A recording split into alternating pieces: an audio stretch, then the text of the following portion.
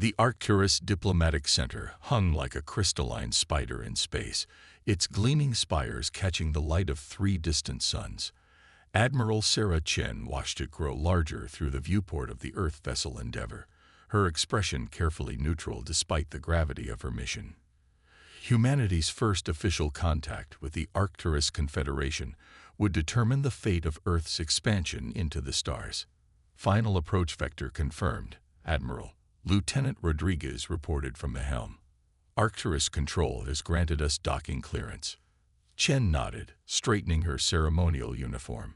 After 2 centuries of watching alien ships skirt their solar system, humanity had finally developed the quantum drive technology that forced the galactic community to acknowledge them. What the Confederation didn't know was that Earth had accelerated its development through careful study of crashed alien vessels, ships that Earth's secret defense grid had deliberately disabled. The Endeavour slid into its assigned berth with precision that belied humanity's supposed technological inferiority. Chen allowed herself a small smile. Let them underestimate us, she thought. It had served Earth well so far. The diplomatic team assembled in the airlock. Chen, 2 cultural specialists, and Dr. James Morrison, Earth's leading genotechnologist. They had trained for months for this moment, learning Confederation protocols and customs. What they couldn't prepare for was the sheer scale of alien architecture that greeted them as they entered the diplomatic center. High Counselor Vex Thrall of the Arcturus Confederation stood 3 meters tall, his crystalline exoskeleton refracting light in complex patterns that Chen's neural implant identified as a form of secondary communication. 2 honor guards flanked him, their energy staves humming with barely contained power. Welcome, representatives of Earth, Vex Thrall's translator device conveyed. We have watched your species' progress with great interest. The honor is ours, High Counselor, Chen replied, bowing precisely to the degree specified in their briefings. Earth looks forward to peaceful cooperation and cultural exchange. The High Counselor's crystalline patterns shifted to what Chen's implant labeled as amusement. Indeed, your species has advanced remarkably quickly. Some might say, too quickly. Chen maintained her diplomatic smile, but her augmented senses detected increased energy readings from the honor guard's weapons. Something was wrong. She subtly activated her quantum transponder, sending a predetermined signal to Earth Command. We bring innovations and fresh perspectives to share, Chen offered, following the carefully scripted dialogue while her implants recorded everything. Earth's industries could benefit the Confederation in many ways. Yes, Vex Thrall's patterns shifted to something her implant couldn't categorize. Your industrial capability is precisely what concerns us. Our observers report you've constructed orbital facilities far beyond your supposed technological level. The trap was closing. Chen saw it in the way the honor guards shifted positions, in the subtle changes of crystal patterns among the watching diplomatic staff. This wasn't a peace summit. It was an inquisition. We are an innovative species, Chen said carefully. Perhaps we could demonstrate. You have demonstrated quite enough. Vex Thrall interrupted. We have monitored your quantum energy experiments, your dark matter research, your artificial gravity developments, all technologies you should not have for at least another century. The honor guards moved forward, energy staves raised. Chen stood her ground, activating her neural implants emergency protocols. Everything being recorded would transmit to Earth the moment her life signs ceased. The Confederation has maintained peace for 10,000 years by carefully managing technological development among younger races, Vex Thrall continued. Species that advance too quickly, too unpredictably, represent a threat to that peace. We seek only to join the galactic community, Chen argued, but she knew it was futile. The Confederation had made its decision long before the Endeavour arrived. No, Vex Thrall's crystalline body pulsed with cold light. You seek to challenge the established order. Your execution will serve as an example to other races who might consider accelerating beyond their assigned technological boundaries. As the honor guard seized her, Chen activated her final protocol. The quantum transponder in her ceremonial insignia sent a burst transmission to Earth. Implementation of contingency Omega. Authorization. Chen Alpha 79. They fear us. They fear what we might become. Remember why. The last thing Admiral Sarah Chen saw was the flash of energy staves powering up, and she smiled. The Arcturus Confederation thought this display would cow humanity into submission. They were about to learn how wrong they were. The execution of Admiral Sarah Chen was broadcast across every world in the Arcturus Confederation. The Arcturus leadership made sure the feed penetrated even Earth's most sophisticated communication blocks, wanting humanity to witness their power. They succeeded in reaching their audience, just not in the way they intended. Deep beneath the Rocky Mountains, in a command center that officially didn't exist, General Marcus Santos watched the broadcast with cold fury. Around him, Earth's highest military command sat in silence as their colleague and friend faced her death with unwavering dignity. Signal authenticated, a communications officer reported quietly. Admiral Chen's final transmission contained everything. Neural recordings, sensor data, full diplomatic exchanges. They never detected her augments. Santos nodded. Chen had done more than just die bravely. She'd given Earth the intelligence goldmine they needed. Her neural implants had mapped the entire Arcturus diplomatic center, analyzed their energy weapons, and documented their crystalline biology's unique vulnerabilities. Begin implementation of contingency Omega, Santos ordered. Throughout the underground facility, lights shifted to deep red. Similar orders echoed through hidden bases worldwide. It's time to show them what humanity has been hiding. The Arcturus Confederation had made a critical error in their assessment of Earth's military capability. They'd seen the orbital shipyards building primitive fusion-powered vessels. They'd monitored space traffic consistent with a Type 1 civilization. They'd never found the vast construction facilities hidden in the dark craters of Mercury, or the antimatter production plants in the clouds of Venus. They hadn't detected the quantum entanglement networks that linked Earth's defenses, or the dark matter reactors powering shields far beyond supposed human capability. Most importantly, they hadn't realized that every crashed alien ship, every failed first contact, had been carefully orchestrated to feed them false intelligence while humanity studied their technology. In a massive chamber beneath the Pacific Ocean, row upon row of advanced warships waited in total darkness. Each vessel incorporated everything humanity had learned from 2 centuries of secret preparation. Quantum drives reverse-engineered from salvaged alien technology. Weapons that could pierce Arcturus crystalline shields by matching their exact resonance frequency. A weakness discovered through careful study of captured specimens. Status report, Santos demanded, watching displays light up across the command center. Ghost fleet standing by in the Kuiper Belt, sir. All 200 ships showing combat ready. Lunar production facilities at maximum capacity. The last batch of quantum torpedoes is complete. Operation Darkstar is green. Stealth teams are in position near every major Arcturus world. Santos allowed himself a grim smile. The Confederation thought they were dealing with a primitive species that had barely mastered interplanetary travel. They were about to learn that humanity had been playing a very long game. Signal from the President, his aide reported. On the main screen, the leader of the United Earth government appeared, her expression hard. The Security Council vote was unanimous, she announced. As of this moment, we are at war with the Arcturus Confederation. Authorization granted for deployment of all reserve technologies and weapon systems. Show them no mercy. Throughout the solar system, hidden facilities burst into action. On Mercury, massive hangar doors opened in the sides of crater walls, disgorging swarms of stealth fighters. Beneath the clouds of Venus, antimatter production ramped up to maximum. In the asteroid belt, mobile shipyards began pumping out warships equipped with technology that would shock the Confederation. They thought Chen's execution would terrorize us into submission, Santos said quietly. Instead, they've united humanity like nothing before.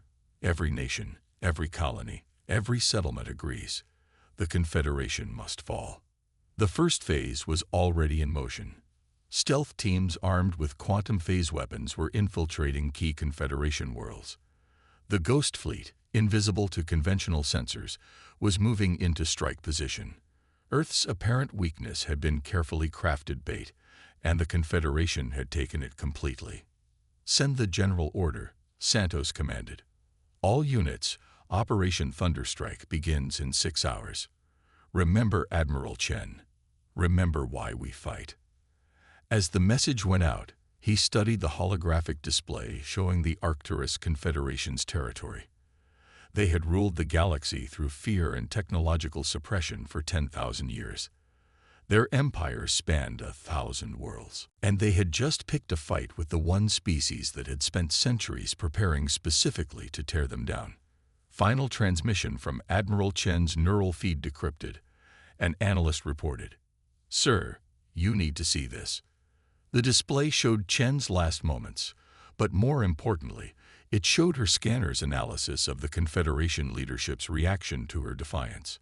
Their crystalline patterns revealed something unexpected: genuine fear. They didn't execute her just to make an example, Santos realized. They did it because they're afraid of us. They've seen something in our development, our adaptation rate, that terrifies them. He smiled coldly. They're right to be afraid. Humanity is done hiding. Signal the Ghost Fleet.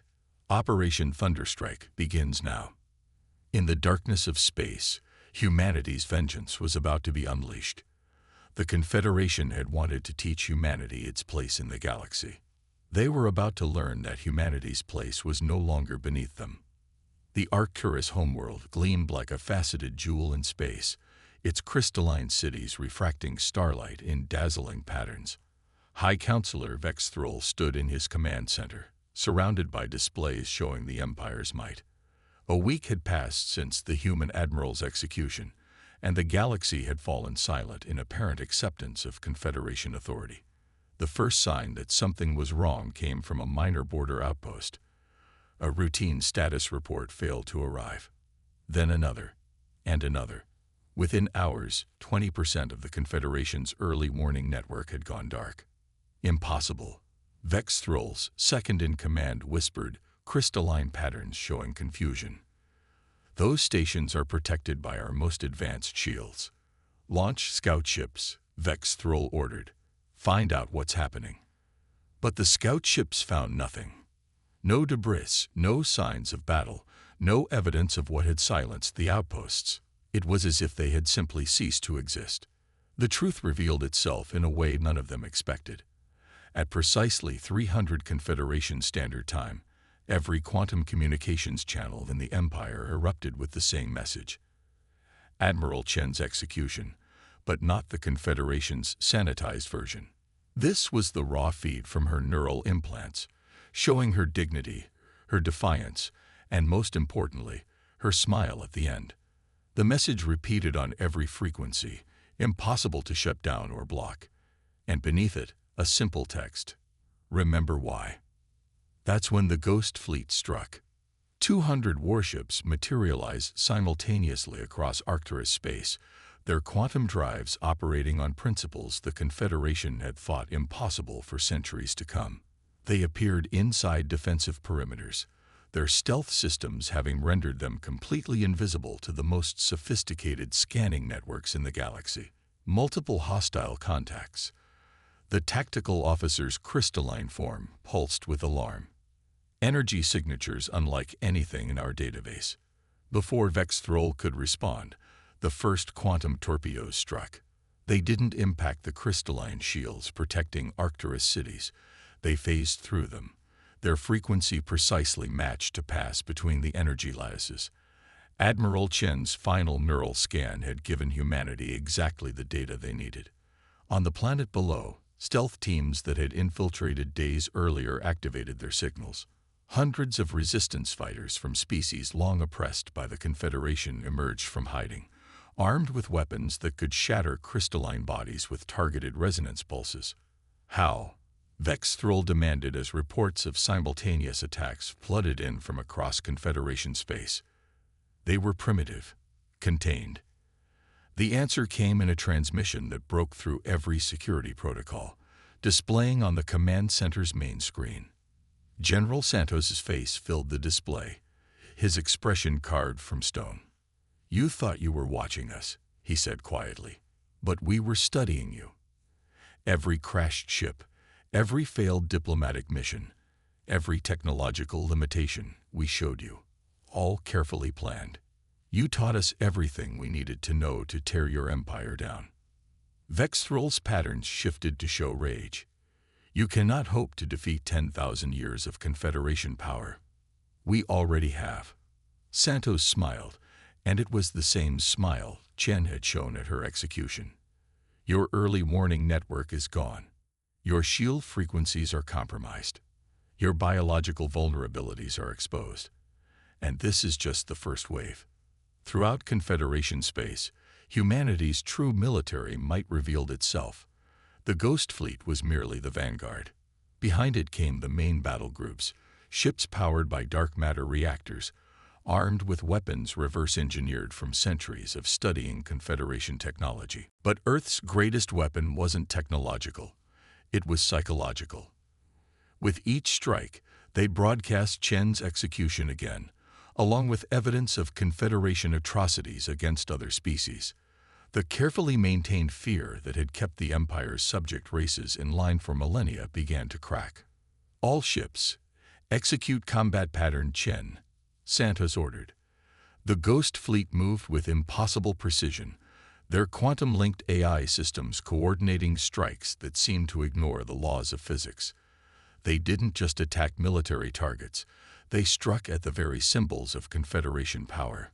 The crystalline spires of the High Council chamber, where Chen had been condemned, shattered under precisely calibrated resonance beams. The execution chamber where she died was vaporized by quantum torpedoes. Every monument to Confederation dominance became a target. "You wanted to make an example of humanity." Santos' transmission continued. "Congratulations, you succeeded. Now every oppressed species in the galaxy is learning what happens when you push humanity too far." The battle for Arcturus lasted just 6 hours. When it was over, the seat of Confederation power lay in ruins, its leaders captured or fled. But humanity didn't stop there. Operation Thunderstrike had only begun. Across the galaxy, the message spread. Humanity had done the impossible. They had broken the Confederation's grip, and they were offering something the Empire never had: freedom. The revolution that the Confederation had feared, the very reason they had tried to suppress Earth's development, was now inevitable. But it wasn't going to be the apocalypse they had feared. It was going to be liberation. News of the Arcturus homeworld's fall spread across the galaxy like a supernova's shockwave. On 1,000 worlds, crystalline communication arrays broadcast the images. Humanity's Ghost Fleet emerging from nowhere, Confederation defenses failing, and the supposedly invincible Empire crumbling in hours. But it wasn't just military victories that shook the galaxy. It was what came after. On the desert world of Carthax, Dr. Maya Patel stood before a crowd of insectoid beings whose species had been deliberately kept at pre-industrial technology levels for millennia. She wasn't wearing battle armor or carrying weapons. Instead, she carried something the Confederation had long denied them: knowledge. "Your world has rich thorium deposits," she explained through a translator. "We can teach you how to harness them safely for clean energy. No more technological suppression. No more artificial limits on your development." The Carthaxians' antennae wavered in disbelief. One of their elders stepped forward. "The Confederation said we were too primitive, too unstable for such power." Maya smiled. "They said the same about us. They were wrong about humanity, and they were wrong about you." Similar scenes played out across former Confederation space.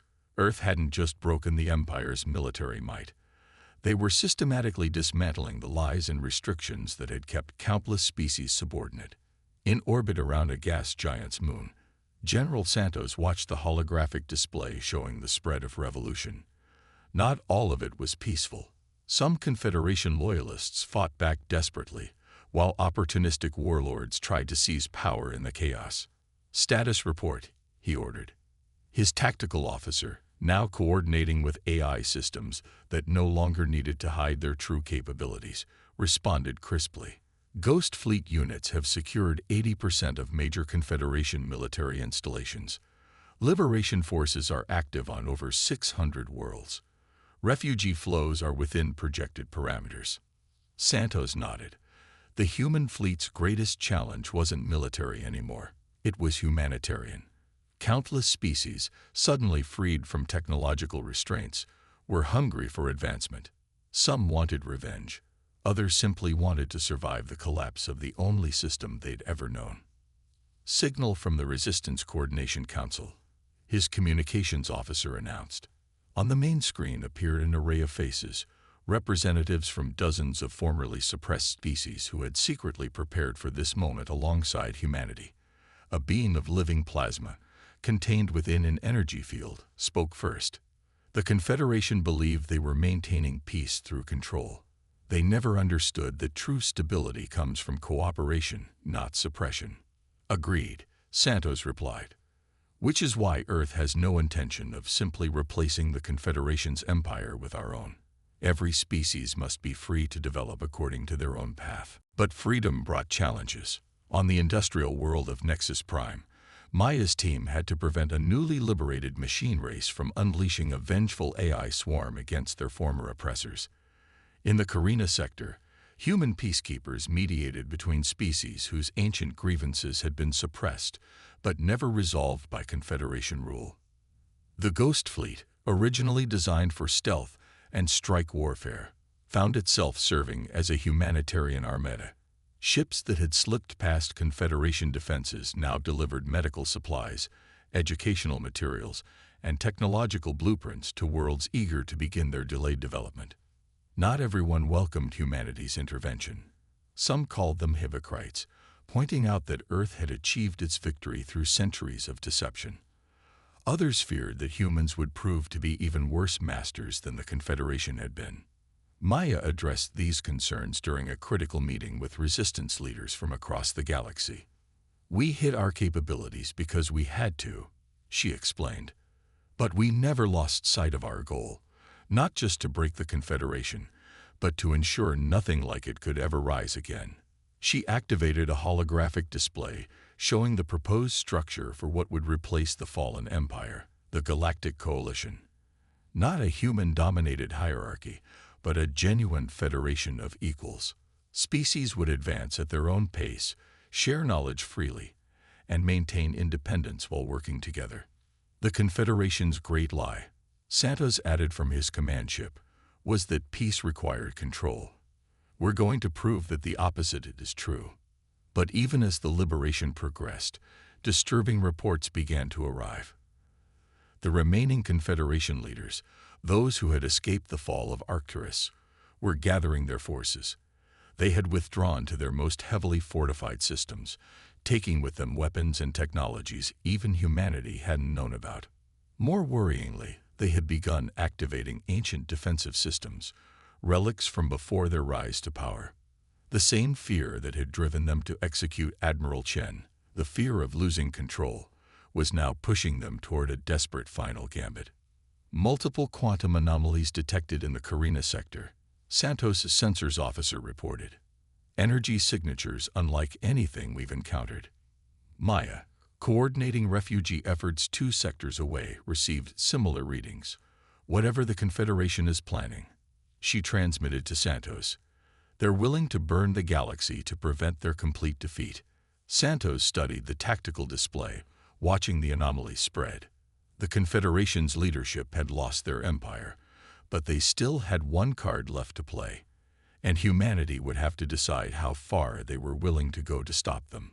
The galaxy was changing, but the final battle for its future was about to begin. The ancient stellar fortress of Omega Point hung in space like a twisted crown of thorns, its surface crackling with energies that defied known physics.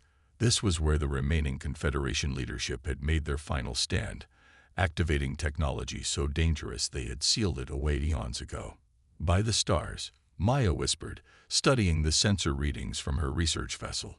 "They're manipulating quantum strings at the universal level. One miscalculation could tear apart the fabric of space-time." In his flagship, the Remembrance, General Santos watched the fortress's defenses obliterate another wave of conventional attacks. Even humanity's most advanced weapons couldn't breach its ancient shields. The remaining Confederation leaders have found something that could negate even Earth's carefully prepared technological advantages. "They're powering up the main array," his sensor officer reported. "Energy readings are off the scale."